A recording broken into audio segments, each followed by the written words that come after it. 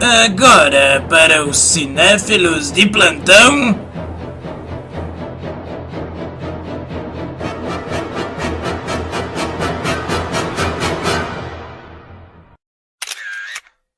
Câmera cega. Hã?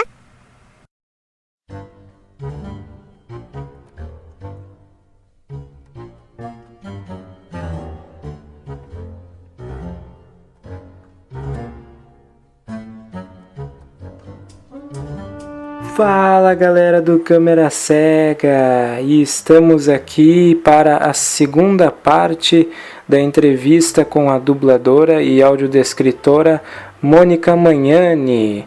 Nesta segunda parte, como prometido, abordaremos aqui o trabalho da Mônica e as suas vivências enquanto audiodescritora. E muito rapidamente, pessoal, antes de deixá-los com a Mônica, vamos apenas expor aqui alguns conceitos muito breves para quem não sabe o que é audiodescrição. Vamos primeiro a uma definição de audiodescrição apresentada pela Lívia Mota no livro Audiodescrição Transformando Imagens em Palavras. Segundo a Lívia, a audiodescrição é a tradução de imagens em palavras, para que informações importantes transmitidas visualmente não sejam perdidas e também cheguem ao conhecimento de pessoas com deficiência visual total ou com baixa visão. Além disso, a audiodescrição também pode beneficiar outros públicos, como pessoas idosas, disléxicas ou com síndrome de Down, entre outros públicos ainda a serem mensurados. E para quem nunca interagiu com a audiodescrição, pode conhecê-la, por exemplo, por meio de canais abertos que já transmitem a audiodescrição em parte da sua programação, como a TV Globo em alguns de seus filmes. Quando a audiodescrição estiver disponível, acontece uma sinalização por escrito e sonora, e você pode ativar a audiodescrição por meio do seu controle remoto, nada mais nada menos do que uma narração aí acerca dos elementos visuais da obra, ok? A Netflix, por exemplo, também possui o recurso em alguns de seus filmes e séries. E agora vamos rapidamente explicar a diferença entre um audiodescritor roteirista e um audiodescritor consultor. O audiodescritor roteirista é uma pessoa sem deficiência visual que tem a função de formular, escrever, compor o roteiro da audiodescrição, ou seja, o texto que será posteriormente narrado juntamente com a obra a ser audiodescrita. E é claro que deve ser uma pessoa capacitada, qualificada em audiodescrição. Já o audiodescritor consultor é uma pessoa com deficiência visual total ou com baixa visão, também devidamente qualificada, capacitada em audiodescrição, que tem a função de validar este roteiro por meio de uma revisão de um trabalho tão conjunto quanto possível com o audiodescritor roteirista, para que este roteiro adquira a validação da sua qualidade antes de ser narrado, seja em um evento ao vivo, como uma peça de teatro, por exemplo, seja em uma narração mixada em uma obra já gravada, em um filme, em uma série, em um programa de TV qualquer. Como eu disse na primeira parte da nossa entrevista com a Mônica, a audiodescrição é um recurso de acessibilidade que está em expansão no Brasil, e eu não vou me deter aqui em falar de leis para que nós possamos logo passar a entrevista com a Mônica, mas ela está cada vez mais presente na TV aberta.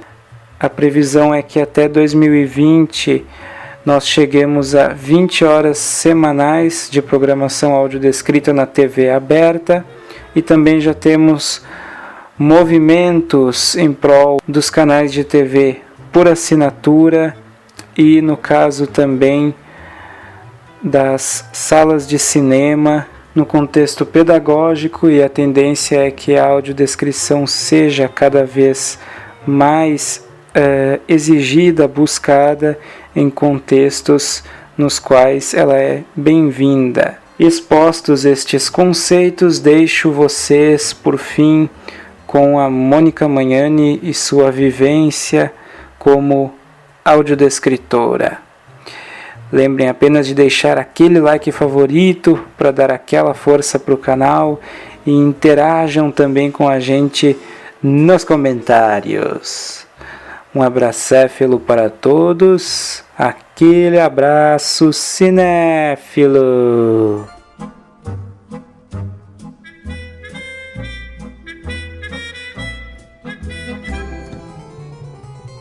Sobre a audiodescrição, eu comecei a trabalhar com ela em 2011, tá? Eu não fui chamada pela Globo, eu fui contactada pelos estúdios de dublagem, mas eu fui chamada pelos estúdios de dublagem para fazer a audiodescrição para a Globo, porque a Globo entrou em contato com estúdios de dublagem, porque ela ia começar a fazer a audiodescrição. E eu não sei qual foi o motivo que levou a Globo a procurar estúdios de dublagem para fazer a audiodescrição. Talvez por ela achar que a audiodescrição fosse apenas a locução, né? Não sei, talvez, isso também sou eu que estou pensando aqui em voz alta. Mas,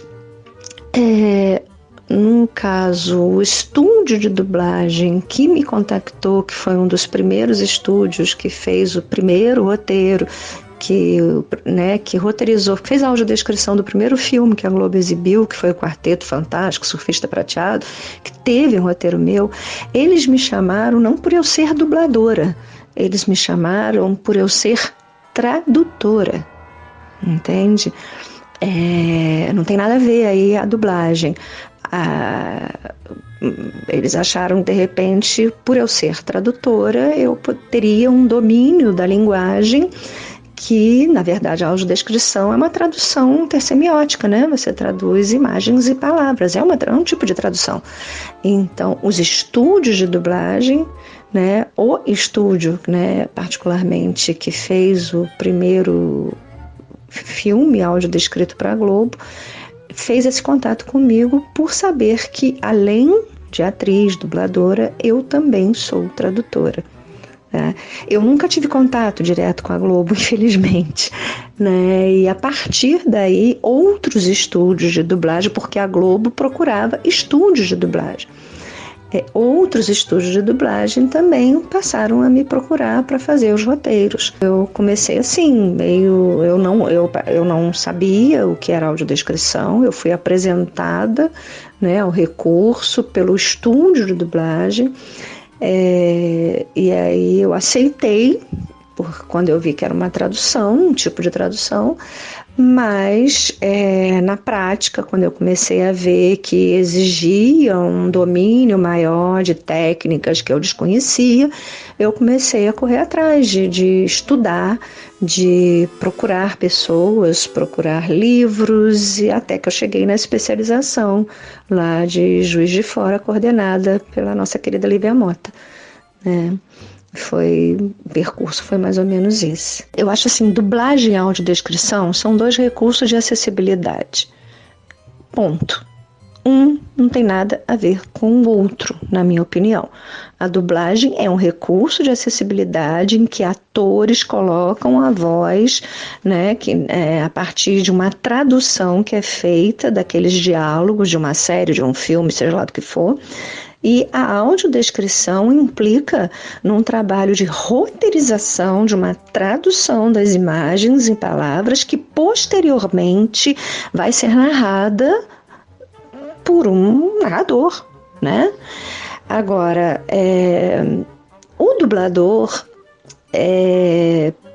pela experiência, pela rapidez com que ele consegue olhar para a tela e olhar para o texto, eu acho que ele pode ser um bom narrador, né, da audiodescrição. Eu mesmo fiz roteiros que foram narrados por uma dubladora jovem, que foi As Aventuras de Tintim, que eu acho que ficou muito bom. Em casa, Tintim, um rapaz de topete ruivo, põe o navio sobre uma cômoda. Que segredos você possui? Ele tira o sobretudo, vai para o escritório e abre uma das gavetas da mesa onde há um globo ao lado de uma máquina de escrever. Cadê minha lente de aumento? Um gato empurra a janela e entra. Eu podia jurar que estava... Nas paredes, nas manchetes de jornais emoldurados, lê-se: Repórter Tintim desmascara tribo de gangsters. Repórter descobre anel do crime. Tintim recupera artefato nacional. Cetro roubado é devolvido ao rei. Onde ela está? Milou entra com a lupa na boca. Agora, é claro que o narrador de audiodescrição, o nome já diz, ele é audiodescritor-narrador, né? Nas atribuições, né? A profissão é regulamentada, mas ela está inserida, né? No Código Brasileiro de Ocupações, né? Ela tem as definições. Você tem o audiodescritor roteirista, o audiodescritor narrador e o audiodescritor consultor. Isso pressupõe conhecimento da audiodescrição, com certeza, porque a gente sabe, né, que quando você vai fazer a narração, você não pode fazer aquela narração. Você não pode florear demais, nem florear de menos. Você tem que saber encontrar um meio de caminho, né? Você não vai competir com os atores, né? É uma narração de audiodescrição. Existe uma interpretação ali, claro que existe, mas você não está ali para interpretar aquela narração da audiodescrição. Então, é óbvio que, né, é um audiodescritor. Agora, se, né, você tiver um roteirista ou um profissional de audiodescrição que oriente um dublador, né, e aí ele estude e veja como faça, ok, eu não vejo grandes problemas. Agora, em princípio, tem que ser um profissional da audiodescrição, né? Ele tem que ter conhecimento da audiodescrição para fazer a narração da audiodescrição, mesmo que ele não tenha feito o roteiro, né?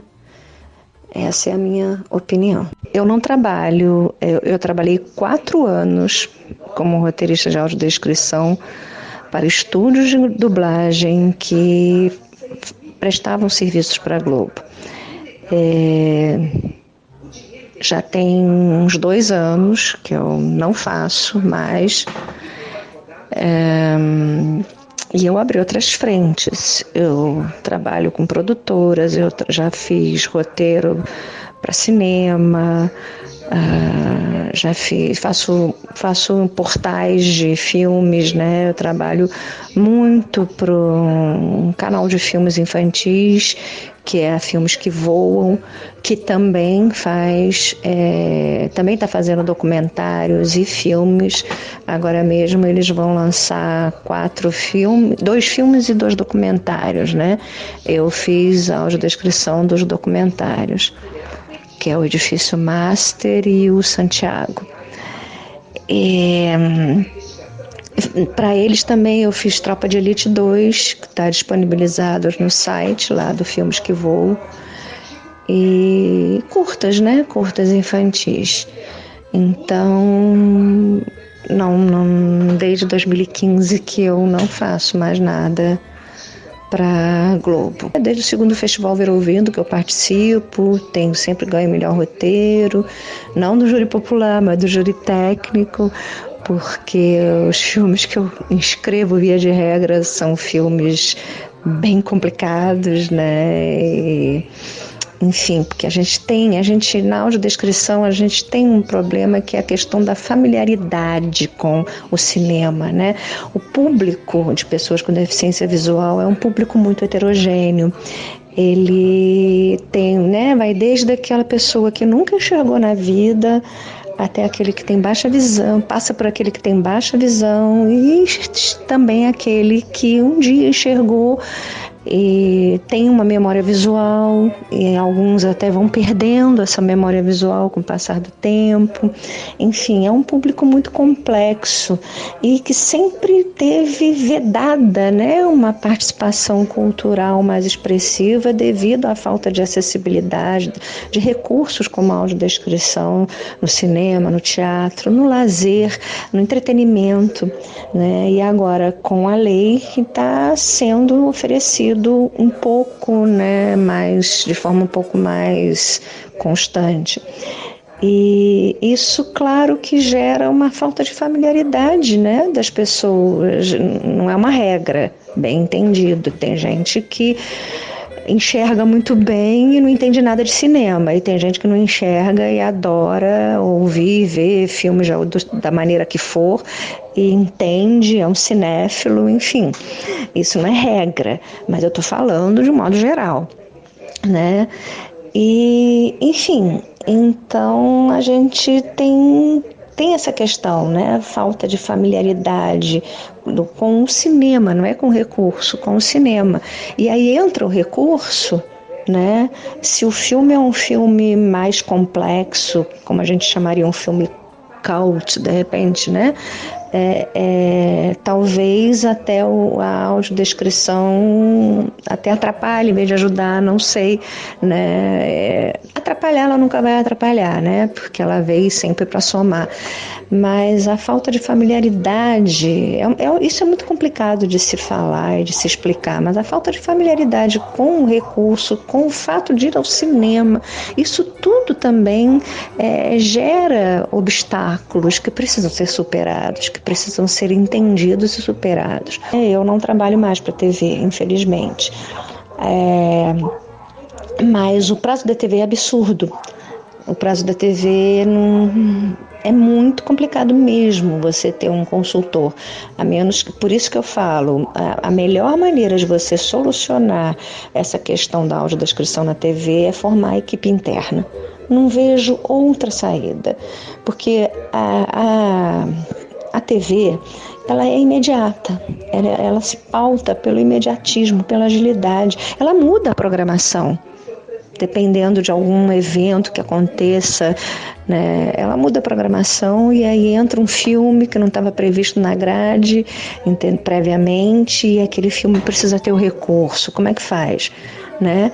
Então, por isso que a equipe interna seria a melhor solução, porque o roteirista terceirizado de audiodescrição, ele nunca vai dar conta, mal vai dar conta de fazer isso, de urgência, né, num caráter de urgência com qualidade, e é praticamente inviável, ainda por cima, ele ter que passar por um consultor, porque isso demanda tempo, né? São dois profissionais, né, envolvidos, mas do jeito que hoje é feita a audiodescrição na TV, realmente não tem como você ter consultoria. Aliás, hoje, do jeito que é feita a audiodescrição na TV, não tem nem como ter qualidade, né, do produto, porque gera um círculo vicioso.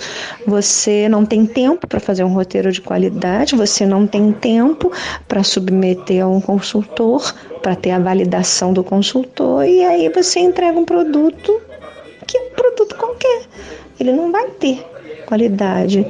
Vai depender muito da sensibilidade de quem faz esse roteiro, né? Porque não existe validação do consultor. Então, eu gosto de falar nessa questão da consultoria. Eu sei perfeitamente o que é trabalhar sem e com consultoria em audiodescrição, justamente por ter trabalhado para a Globo durante tantos anos e pelo fato de as condições de trabalho impostas pela TV realmente impossibilitam de você ter um roteiro de qualidade, quanto mais a validação de um consultor devido aos prazos que, né, tem toda essa questão do imediatismo mesmo da TV, da grade, que é fluida, que muda. Ok. Mas o consultor, ele é muito importante, porque a gente tem uma questão que é o seguinte: o olhar da gente, o olhar, ele tem um imediatismo absurdo. A gente enxerga o processo, a imagem já passa para outra. E aí, quando você vai descrever, né, fazer um roteiro, escrever uma cena, você vai elaborar a tua frase, você vai elaborar os períodos de orações com base no que você está enxergando, né, com base no que você acha que está enxergando, na interpretação que você está dando daquela cena também, né? Porque não existe um olhar neutro. E você vai construir uma frase, né? Mas como é que você pode ter certeza? Porque essa questão da construção, né? De você botar em palavras uma imagem. Como é que você pode ter certeza que a frase que você construiu, ela está realmente construindo sentidos e uma imagem coerente, coesa e fluente na mente de quem não enxerga? Só quem não enxerga que vai poder te dizer isso, correto? Né? Então, não basta, como as pessoas falam, a gente tem aquelas regrinhas básicas, você descreve a sequência lógica de baixo para cima, de cima para baixo, né? Enfim, mas e quando você não tem, no caso da TV, quando você não tem tempo hábil de escrever tudo sobre aquele personagem na primeira aparição dele, né? Todo. Você vai ter que, né, fragmentar a descrição desse personagem, de repente. Como é que você vai fazer isso? Né? Como é que você vai dar conta dos recursos imagéticos da câmera? Né? Aí você começa a ver imagem disso, imagem daquilo. Imagem, a gente sabe, a imagem está lá, a gente sabe. O que interessa é o efeito que essa imagem traz para quem não enxerga. Né? Então, enfim, porque você está fazendo um roteiro, você não está fazendo um roteiro com uma pessoa que enxerga, você está fazendo um roteiro com uma pessoa que não enxerga. Então, essa construção frasal, a construção de sentidos de forma coerente, coesa, fluente, né, que não fique truncada, né, tem que ser validada por quem não enxerga. Né? Mas não é só por quem não enxerga, a pessoa tem que ter uma formação em audiodescrição também, é o consultor. Né? Então, não sei, enquanto as emissoras não entenderem o que é o recurso, porque eu digo e repito, a emissora não entende o que é o recurso. Se ela entendesse, ela não faria a edição justamente no ambiente de trabalho da audiodescrição. Porque quando você faz o roteiro para TV, você entrega um filme mixado, já com a audiodescrição gravada. Só que a emissora vai decidir em que grade aquele filme vai entrar. Então, se é um filme de 120 minutos que vai entrar numa grade de 90, ele precisa ser editado, concorda? Né? Ele precisa ser editado, correto? E onde que a emissora vai editar? Onde é que ela vai cortar? Ela vai cortar nos espaços sem fala, que é justamente o ambiente de trabalho da audiodescrição, onde a audiodescrição vai lá e descreve, né? O que é preciso, o que é pertinente de escrever naquele momento, o que é possível de escrever naquele momento. Ora bolas, você já sabe que a audiodescrição nunca vai dar conta de descrever tudo, principalmente na TV, que você tem esse espaço muito curto, né, entre uma imagem e outra, porque você ainda tem as falas que você não pode sobrepor. Então aí vem a edição e corta. Eu acho que o Manduria só não faz verão, né? Eu nunca tive sequer contato direto com a emissora. Então, o que eu posso fazer é dar a minha opinião. Mas quem sou eu perto de uma emissora de TV, seja ela qual for, né? Então, é algo que a gente tem que esperar, né, para ver como resolver isso, se é por mobilização do público, se é através de uma associação, se é através de uma regulamentação da profissão, definindo quem pode fazer, porque hoje o mercado está inchado, os preços estão lá embaixo, quer dizer, a maioria dos clientes não está tão interessado na qualidade, está mais interessado em cumprir a lei, ele tem essa preocupação de cumprir a lei. Então tem mas muita, a gente está no início de caminho, né? A demanda existe, a lei está aí, que obriga, mas parece todo mundo mais perdido que cego em tiroteio, desculpa a expressão, que é o que a gente percebe que acontece. Acho importante a gente falar cada vez mais sobre audiodescrição, né? Acho importante a gente entender bem como é o processo de dublagem para desfazer essas confusões que existem. E mais uma vez, muito obrigada, tá, pelo convite.